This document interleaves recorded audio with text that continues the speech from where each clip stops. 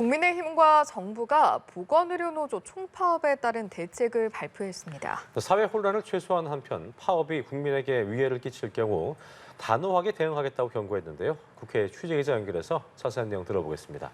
장윤 기자 나오십시오.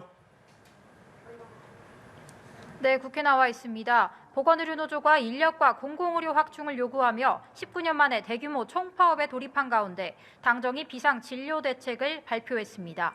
조경복지부 장관은 응급실이나 중환자실 같은 필수 의료 서비스가 유지될 수 있도록 지자체 등과 협력 체계를 갖췄다고 밝혔습니다.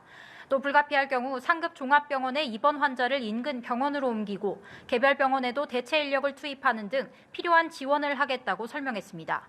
이어 조 장관은 보건의료노조가 민주노총의 파업 계획에 동참할 게 아니라 합리적인 제도 개선안을 마련할 수 있도록 현장의 의견을 제시해달라며 파업 철회를 촉구했습니다. 정부는 보건의료노조의 합법적인 권리 행사는 보장하겠지만 정당한 쟁의 행위를 벗어나 국민의 생명과 건강에 막대한 위해를 끼칠 경우 법과 원칙에 따라 단호하게 대응할 것입니다. 한편 민주당 이소영 원내대변인은 국회와 제1야당의 입장에서 할 수 있는 역할을 적극적으로 찾아서 파업이 조속하고 원만하게 타결될 수 있도록 하겠다고 밝혔습니다. 정의당 김가영 부대변인은 파업을 지지한다며 정부는 의료 공백을 메우겠다고 사용권자를 만나고 다닐 게 아니라 보건인력의 외침을 듣고 요구안을 이행하라고 비판했습니다. 장 기자, 후쿠시마 원전 오염수 방류와 서울 양평 고속도로 사업을 둘러싼 여야 대치 상황은 어떻게 진행되고 있습니까?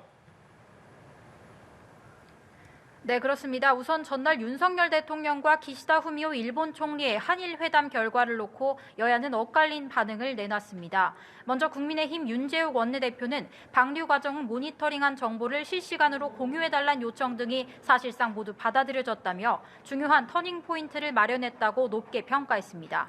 반면 민주당 박광훈 원내대표는 해양 투기 잠정 보류 방안이 논의조차 되지 않았고 불완전한 IAEA 보고서를 기준으로 하는 대화였다며 받아들일 수 없다고 했습니다. 여야는 오후 열리는 외통위 전체 회의 현안 질의에서도 오염수 문제를 놓고 충돌할 전망입니다.